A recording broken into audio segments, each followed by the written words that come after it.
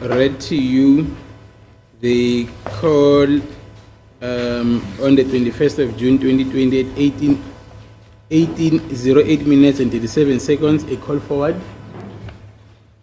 Njengaphambi kokuthi ke siye kwi lunch ngikufundeleke ngale call lena yange 21 kuMay 2020. Sorry. 21 kuJune 2020 isikhathi u18:08:37. Uma kubhalwe lokhu ke CF kusho ukuthi ucingo ke aluphendulwanga ke ngale ukuthi lwangena ku voicemail. Nkosenkantolo kuleli iphuzu lefoni my side akaze ngimfonele uNtanzi. Uma ngicabanga ngoba ngisho ngithi umuntu exhumana noNtanzi ehamba indlela zakhona uThelezi ubifoni ngangishiya endlini ifoni ayingena emgodini. My Lord, on the issue of the phone, I've never made contact with Ntanzi, and as I said that I was someone who was busy, and the person that was making follow-ups to check or to get feedbacks, it was Buthelezi, and I used to leave the phone at home because you cannot take a phone underground. Do you accept that is a new explanation and a new version altogether? Ingabe uyamukela yini ukuthi lokhu oqeda ukusho manje into entsha, into awukushongo lokhu ngaphambili uyaqala ukusho manje? Nkosenkantolo ngokukhulumile ukuthi umuntu obehamba indlela kaTanzi bekuButhelezi benaka into zakhona. Mina benganayo chance ngoba bengena ngo6 to 5 mbuya late emsebenzini. My Lord, I did mention it that the person that was following or making follow-ups, it was Buthelezi. My Lord, I did not have a chance. I used to go to work at 6 in the morning and come back at 5 in the afternoon. Your answer before lunch is on record. I will not visit it at this stage. Angeke ngiphindeke impendulo yakho obunikeze ngayo nje ngaphambi kokuthi ke siyeke kwisikhathi sokudla ke ikhona ke iku record impendulo yakho onikeze ngayo. Thank you. Mr. Bongani Ntanzi, during trial within trial, stood where you are standing today and gave evidence. Umnumzana uNtanzi ke ngaso isikhathi sokuqulwa kwalo icala leli wayemikuyona ke le ndawo omikuyona nawe manje ngamanje ethula ubufakazi. And this is what he has to say, and I will invite you to comment after. Yilokhu ke akusho ngizocela ke kamuva ukuthi ke kube khona ke okushoyo. We see this on the record of 9 February 2024 on page 17, line 24.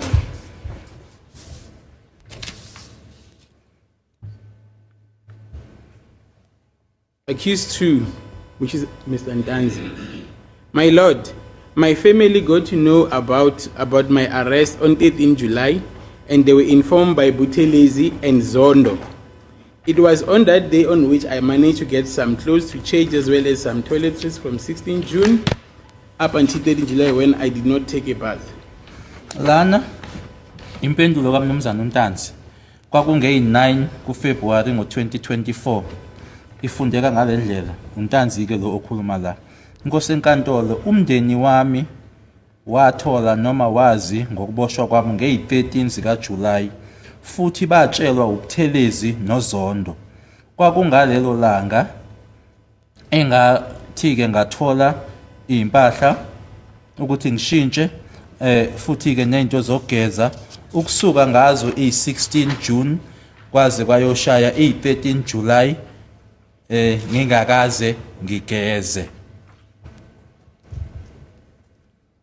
Do you follow what is being said there? Ingabe uyakuzwa noma uyakulandela lokho okubhalwe la?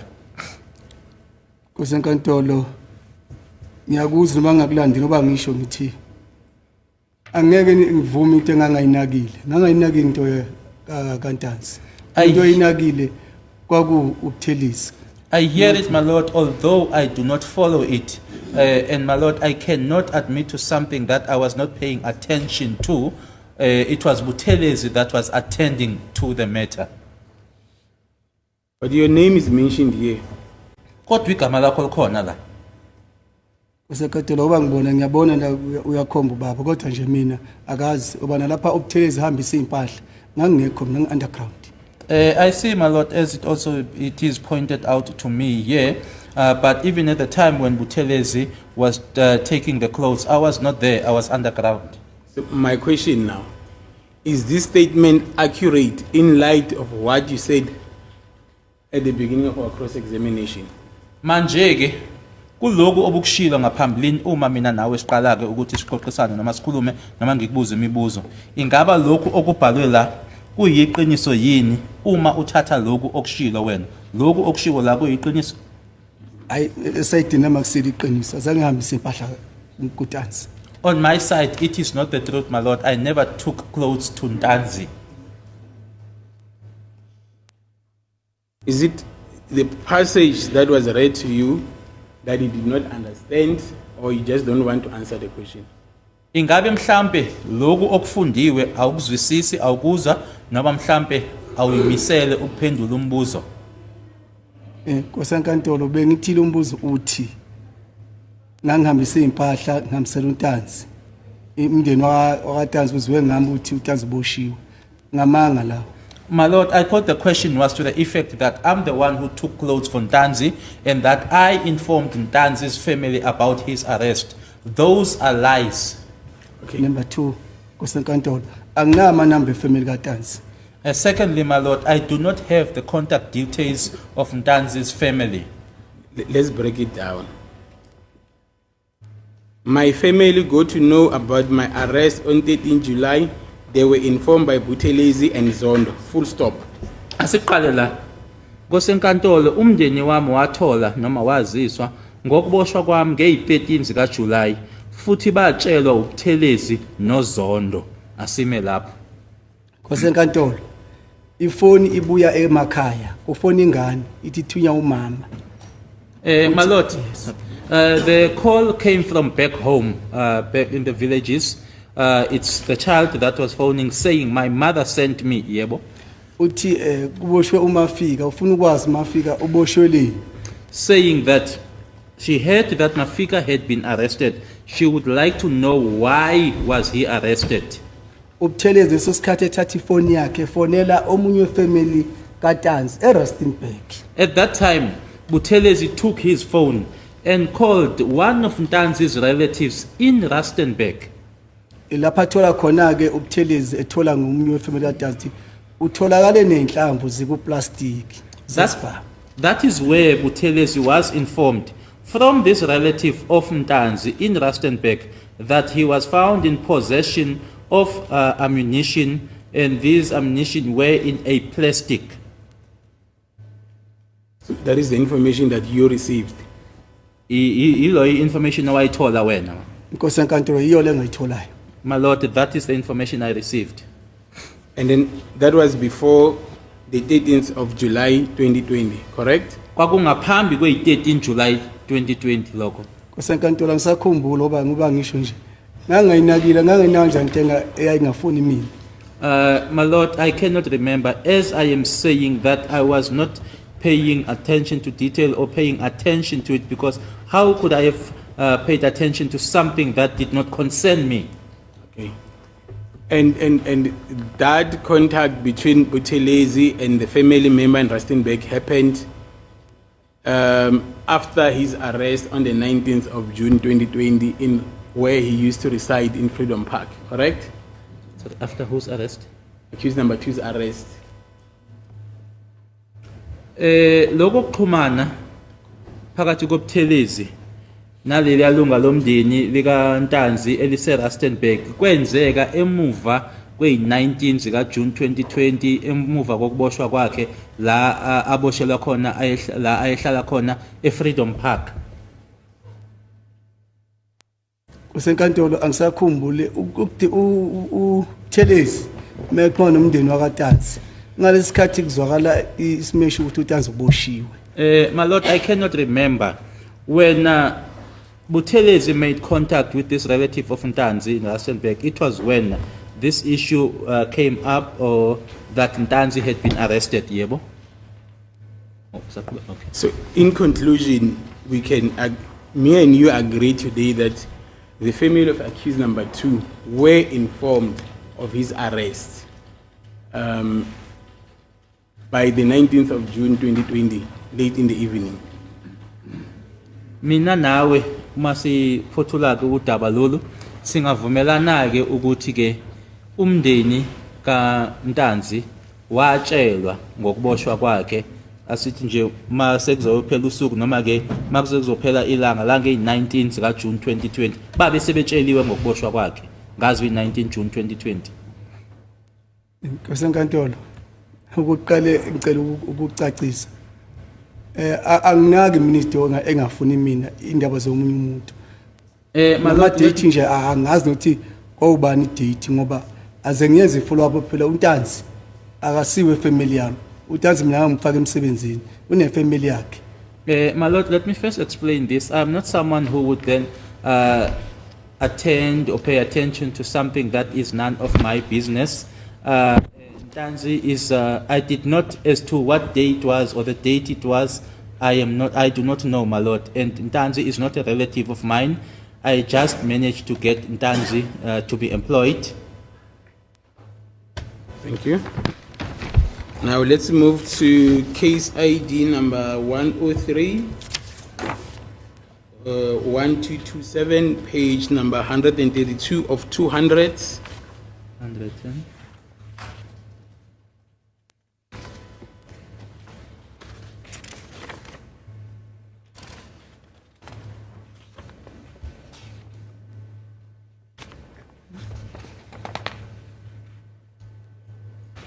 $110? 132. Oh, yes.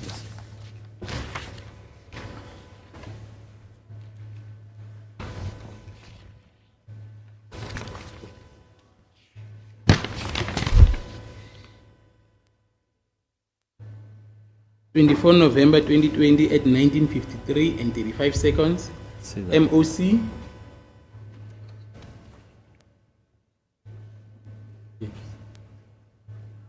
Are we there, Mr. Jonas? Yes, we are. Okay. The following number 27609016890 on the 24th of November 2020 at 19:53 and 35 seconds. There was an MOC lasting 207 seconds to the number plus 278239065669. Lana silana umubona lana make khona ngey 24 zika November 2020 isikhathi u1953 imizuzu e7 ngaphambi kokuthi kushaye u7 entambama noma ebusuku ngama seconds awu35. Inamba le eku 0609016890 yashaya ucingo ishayela inamba 0823906569 isilana i-call lena yathatha lesi sikhathi lesi ama seconds awu207. Ngoba ngisho kusenkantolo okwakwenzeka la ngalesi sikhathi lesi uboshwa Ntanzi angikukhumbuli mina. As I am saying, my lord, what was happening here during the time of Ntanzi's arrest, I cannot remember it. But you see, there's communication between Ntanzi's phone number as well as your phone number. Kodwa ke ingabe uyabona yini ukuthi kunokuxhumana okukhona phakathi kwenamba kaNtanzi kanye futhi nenamba yakho? Nkosenkantolo phone ngoba ngisho nje even ngishaka Buthelezi mina bengithatha ngisebenzisa. My lord, as I am saying, even Buthelezi's phone, I would take it and use it. There on the same page, say, there's also contact between Ntanzi's phone as well as Buthelezi's phone. Kuyona le page le esibuke kuyona lana. Kukhona ukuxhumana la okukhona phakathi kwenamba kaNtanzi kanye nenamba kaButhelezi. Let me direct you to the call. At 24 November 2020, 1947 and 19 MOC, lasting 6 seconds.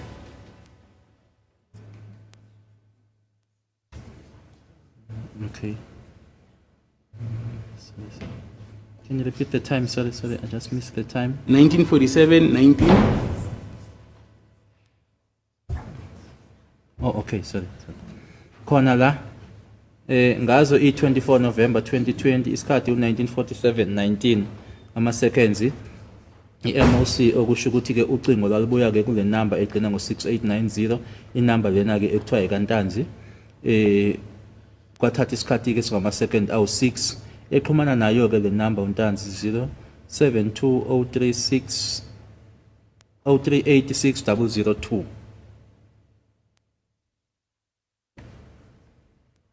That is the number that was identified as belonging to Buthelezi, Jack. inumber ke lena ke echaziwe ukuthi inumber ke ekuyikana Buthelezi Jack.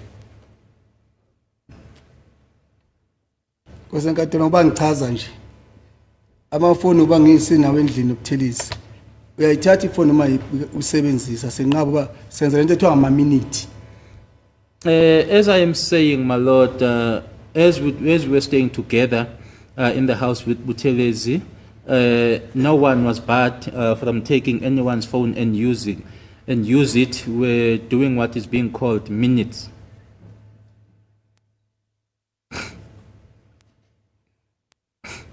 And again, on 24 November 2020, 1947-54, he received the call. Bongani Ntanzi received the call from Buthelezi.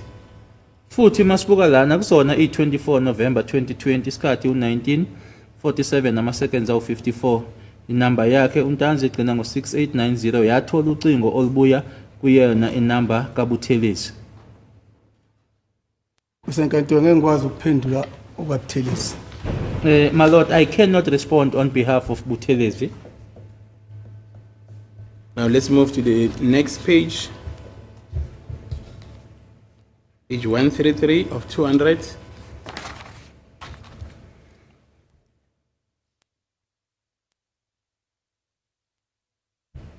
(25 November 2020) at 14:53 and 14 hours 53 minutes and 53 seconds. MOC lasting 19 seconds.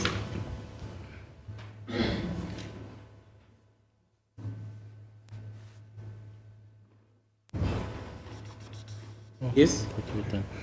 Uma siza lana ke nge-25 November 2020 inumber ke egcina ngo-6890 yaxhumana nenumber 0823906569 isikhathi 14:53:53 ama-seconds awu-19.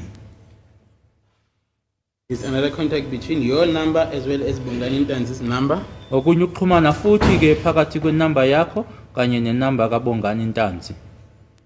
Iba ngiphendule Kosenkantolo ukuthi ifoni lapha endlini nobani ayisebenzisa wahlala ngibanhlana ojeke nje endlini.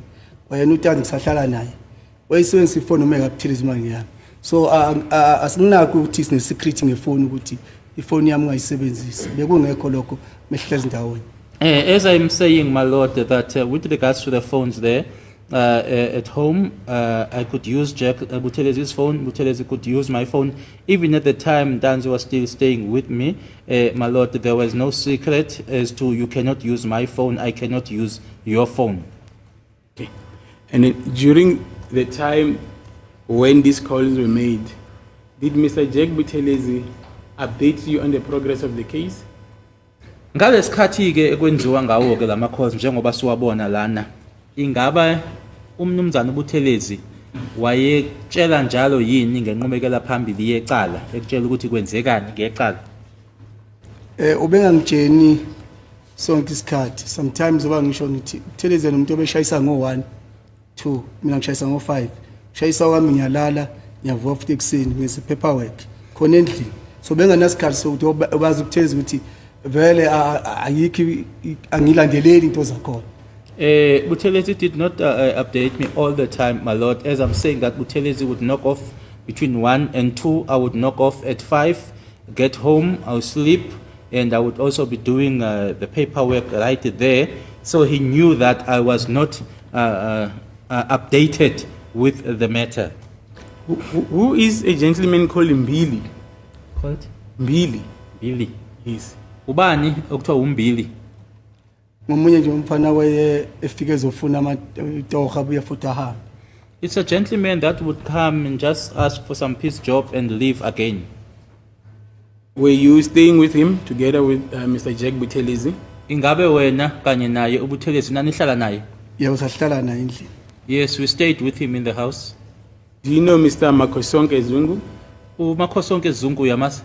Ngiyamazi kwasenkantolo. I know him a lot. How do you know him? Umazi kanjani? Suka naye besebenza emayini eKlovu. Worked with him at the mine in Kloof.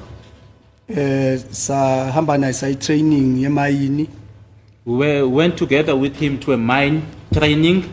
Safunda kule position akuyo sangena soyi2 sama sahlala endlini eyi1. We studied together at his current position, and we worked together, and then we stayed in the same house. Until amuve resign nami ngimlandele futhi size kule Marikana so sazana kakhulu naye. Until he moved, my lord, he resigned and went to Marikana. I followed him, so myself and him know each other very well.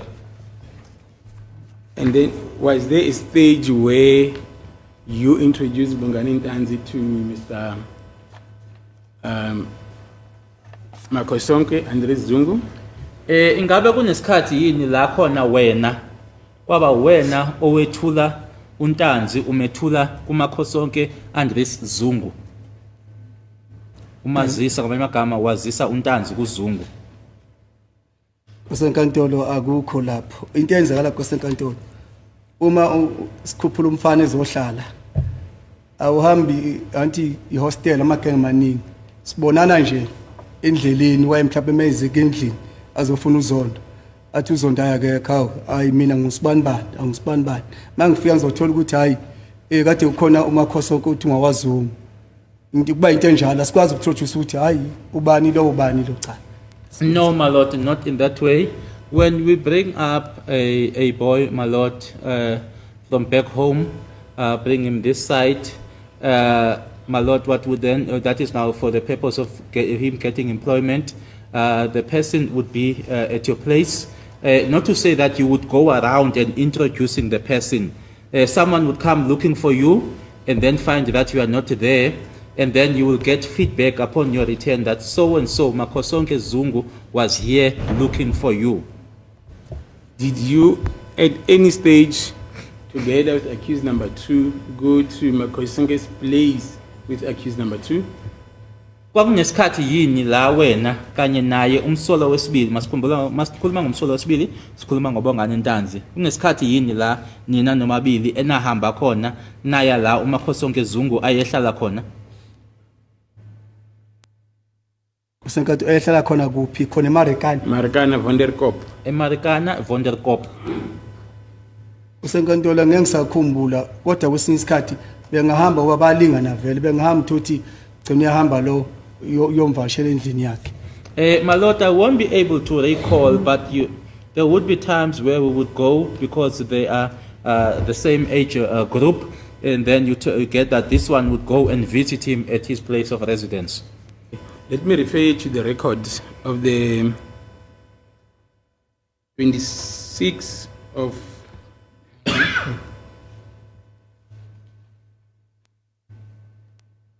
29 January 2026, page 64, from line number 5. Prosecutor, did you mention the name Mandlenkosi Zondo to Brigadier Geninda? Mr. Zungu, for what reason? Mr. Zungu, prosecutor, for what reason? Mr. Zungu, mentioning him that he is the one that introduced Mafika to me. Please. Lana ukufundela kubufakazi ke irecord leli labufakazi bange 26. Sorry.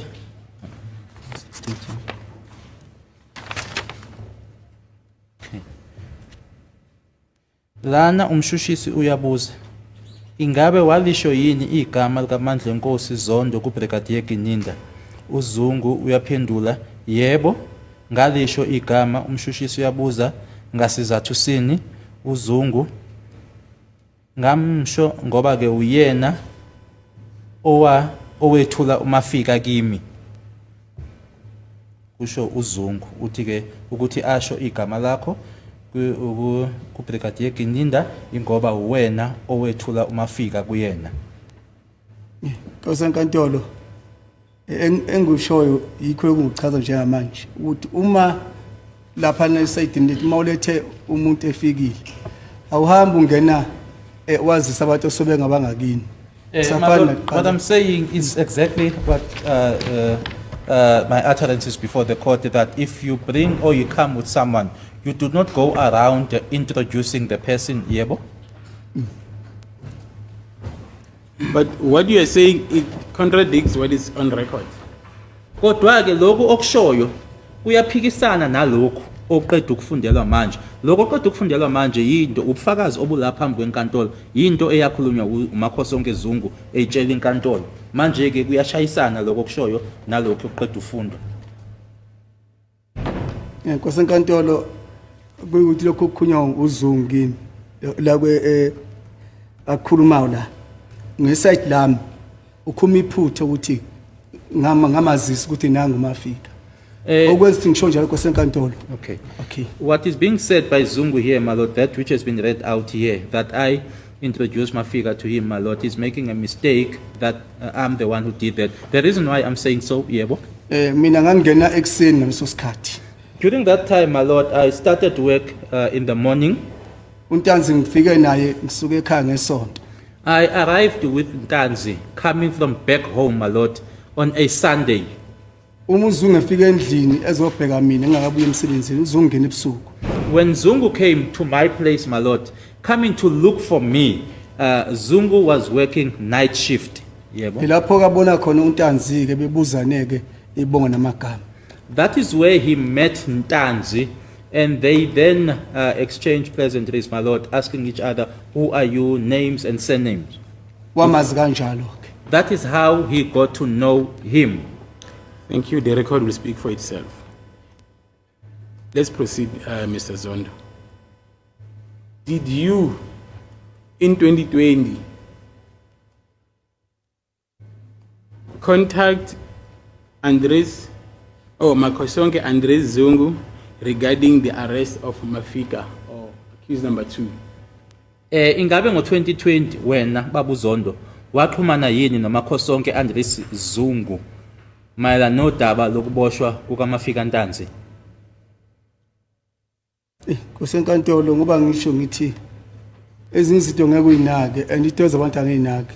My lord, as I'm saying that some things you won't take notice of, because I'm not something who pays attention to people's matters or issues, yebo? Into beyenzeka uZungu uye befona ngokulandelela icala lapha emafonini. Zungu would be the one that would be phoning, my lord, through following up on the matter through the usage of cell phones. He would then convey to me.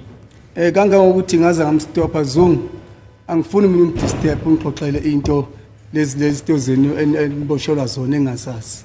So much so that I stopped him and said to him, Zungu, I don't want you to keep on calling me and updating me on the matters that you guys get arrested for, that I don't know. Yes.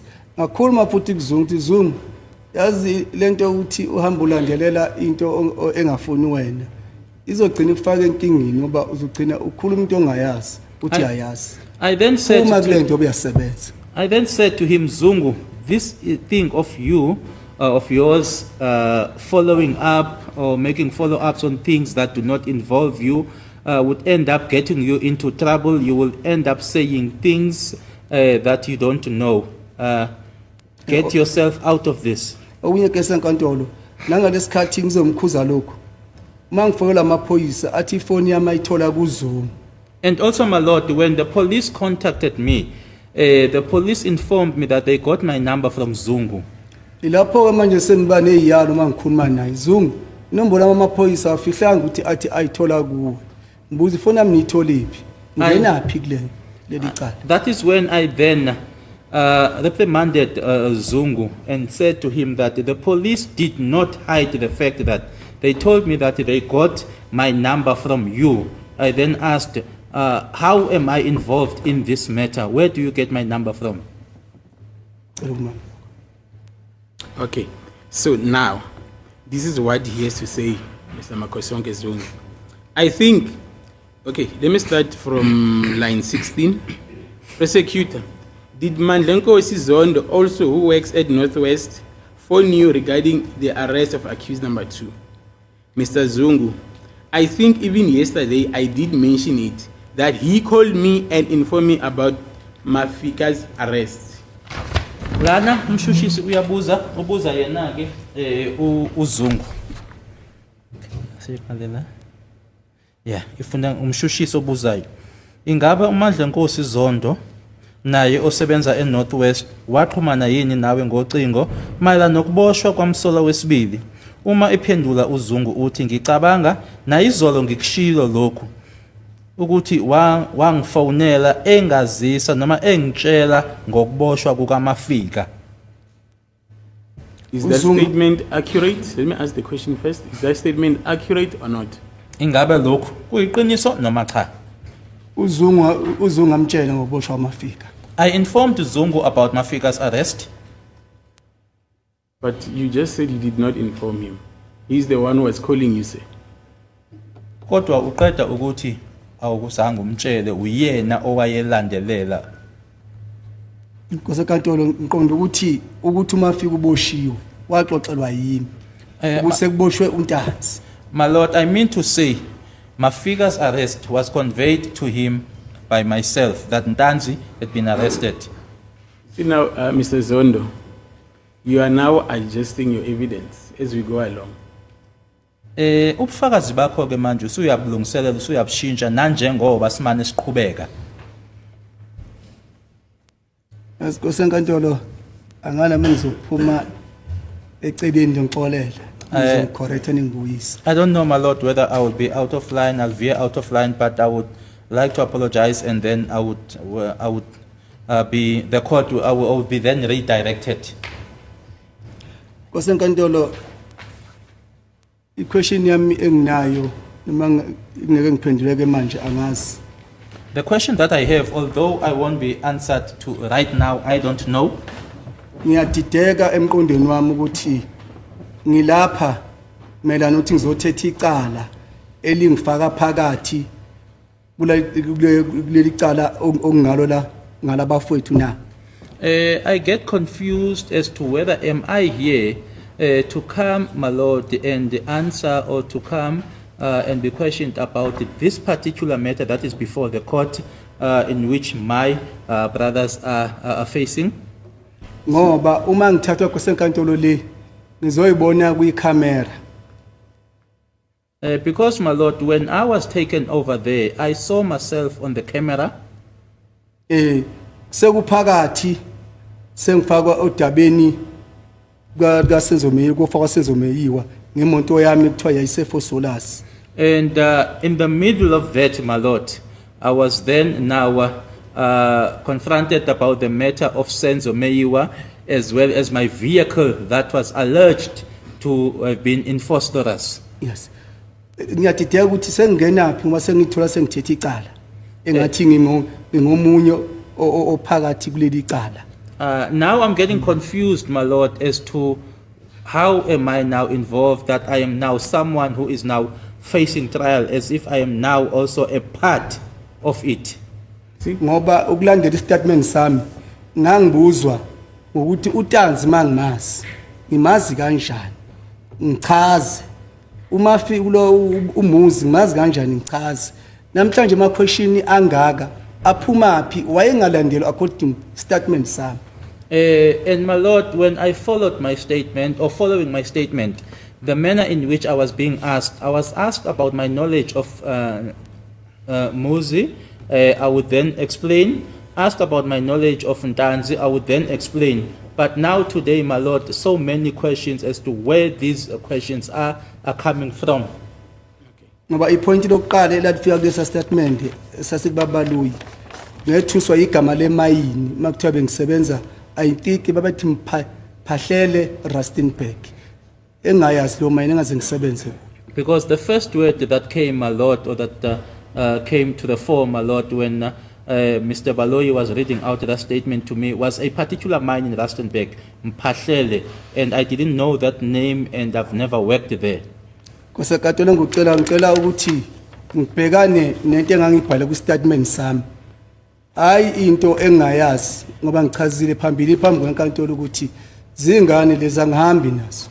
Angifonelani nazo. What I'm requesting, my lord, is that I be asked or faced with that which is contained in my statement, not something that does not involve me, because I did mention it before that these gentlemen are much younger than me. I do not go around with them, and I also do not phone them. You see, Mr. Zondo, those concerns are legitimate, but you are raising them to a wrong person. You should have asked them to Mr. Ntanzi and his legal representatives, not me.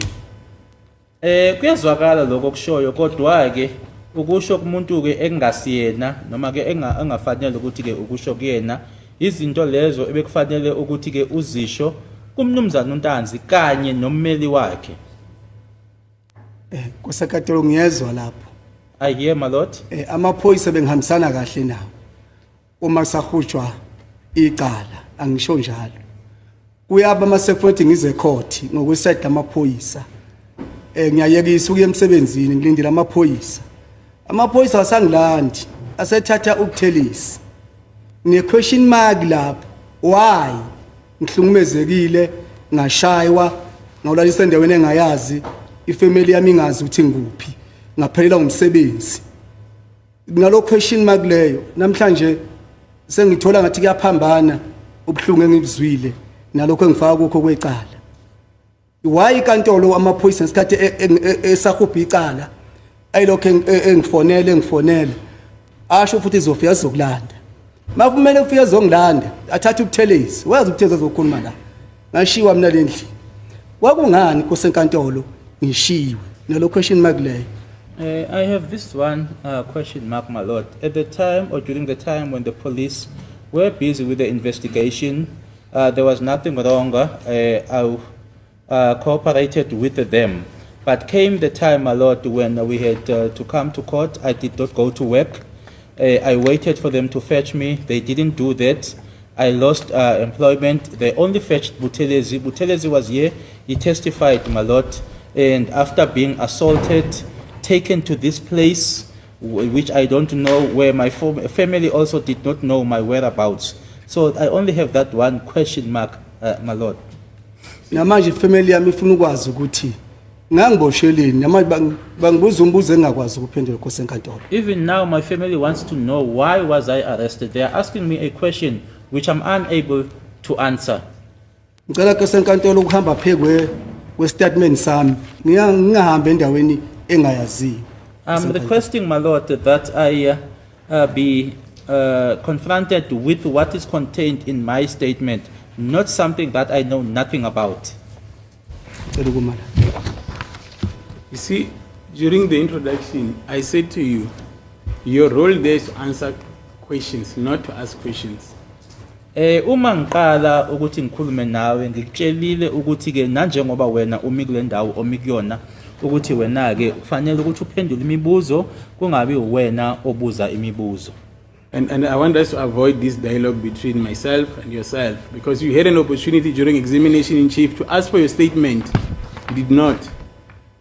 Manje sengiyacela ke ukuthi sigweme lokho ukuthi kube khona ke inkulumo mpikiswano ke phakathi kwethu sobabili ngoba ke ngesikhathi ummeli kuyena ke ebekhola ke kubuza imibuzo obunalo ithuba lokuthi ucele istatement sakho kodwa awukwenzanga lokho.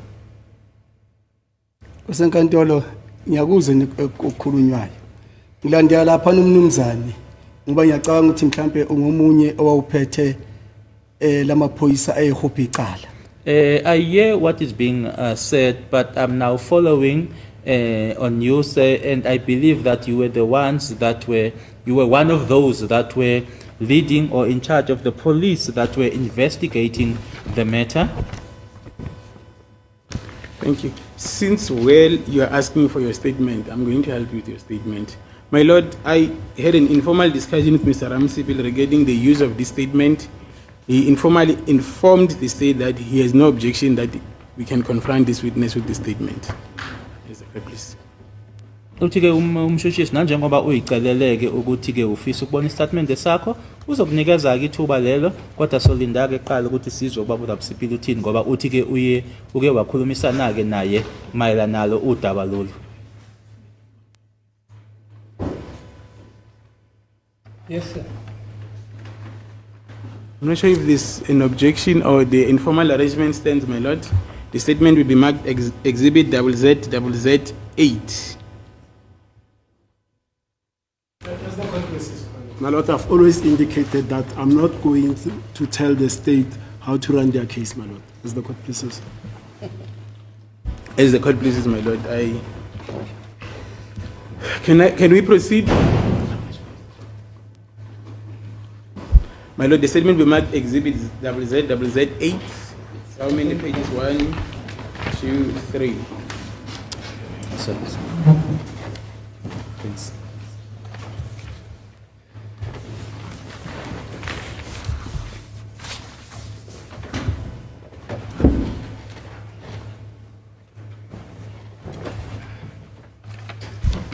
Can you confirm that you've got 3 pages in front of you? Ngaqinisekisa ukuthi ama-page awu-3 la. Yeah, three, Nkosi. Yes, there are 3. And then do you recognize the signature at the bottom? La ekusayindwe khona ezansi ngaba i-signature leyo uyayibona. Injalo, Nkosi Nkosi. That's correct, my lord. Which signature is it? Nale. Ekabani? Yeah, yeah, Nkosi Nkosi. It is mine, my lord. On the second page? Yona, It is, my lord. And then on the third page? Yona, It is, my lord. And then the dates, can you place it on record? Ama-dates, cela ufunde ama-dates abhaliwe. ama-date angisekho sure i-date Uthi le ibhaliwe la. ukuthi abhalwe ama-date. Okay, the dates are recorded. Just place them on record. Cela uwafunde baba. Ama-date I-date le ibhaliwe la. Yeah. The one right at the bottom. Yes. Place Place your it like signature. 2020 enyangeni ka-7 zu-26. 2020-07-26. And then on the second page? Kuseyiyona. Ya kuseyiyona. Still the same, my lord. And on the third page? Ya kuseyiyona Nkosi Still Nkosi. the same, my lord. And then there's a name written there. Is that your name? Kunegama elibhaliwe lapho igama lakho. The last page. The last page la. Yes Nkosi Nkosi. Yes, my lord. And then there's a time there. Can you place it on record? Cela ufunde isikhathi. Isikhathi 3. It's 3. Just read as it is. Ufunde ngale ndlela elibhalwe ngayo. Ya 15,00. It's 1500, my lord. And then the date. I-date Yebo. 2020 07 26. 2020-07-26. Okay. Is this now the document that you signed at Yeovil? Iwona la amaphepha owasayinda eYoville. Ikhala seyini ikhala. No, that's a copy, say. Ikhophi lena.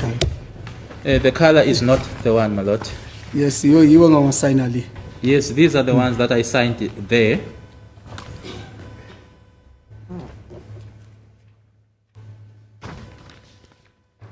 Thank you.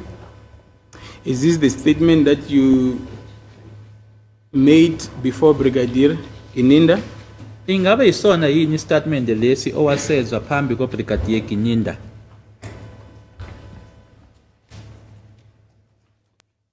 Noma ngekho short phela yazi ukubhala kwalesa sikhathi na kusewunto endala.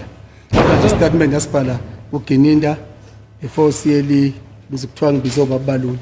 Although I'm not certain, my lord, because it was back then, my lord, because the statement was written there, and then we had to go to Mr. Baloyi.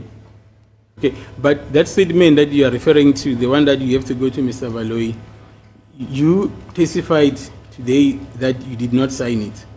Istatement leso khuluma ngaso ke othi waya ke no baba waya kubaba Baloyi ushilo ukuthi awusayinanga leso statement leso. Lesi esafundwa ubaba Baloyi awuzange usayine. No, asifikanga lapho kulombuzo ngoba akafundanga wonke lama pictures aphela. No, we did not get to that point because he did not read all the pages up to the end. Thank you. And then just on the, Witness be given an original statement so that he can be able to make proper reference, because this one are the copies, my lord, and he has been given a copy as well. no,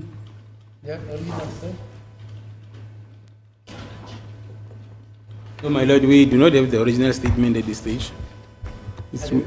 We do not have the original statement at this stage. Who has the original? The investigating team, my lord. Yes. You say the investigating team has the original. That's correct, my lord. There's a problem, my lord, because the witness is unable to make proper references from the So copy. what do you suggest we do? My lord, I suggest that the witness be given an original statement so that But they say the original is with the investigating team. Yes, it's my submissions, my lord. If it's not allowed, it's not allowed. But it's my submission that I'm making on record that the witness is being referred to a copy and not to the original statement that he made. Yes, Mr. My lord, I did not see the witness struggling with the copy that is before him, my lord. Because he says the one statement that he wanted to write before Mr. Brigadier Gininda, he did not sign. This one is signed. So there's a clear difference between those two documents. The one was signed, the other one was unsigned. The one that I presented before him is signed. What's your time? It's 14:54, my lord. Let's adjourn until tomorrow. Will you get the original then? That is correct, my lord. Hello? I will get the original. Yeah.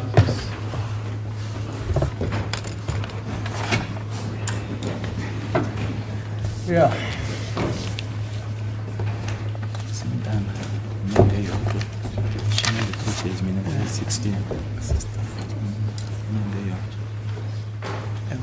Okay, well, then we adjourn until tomorrow.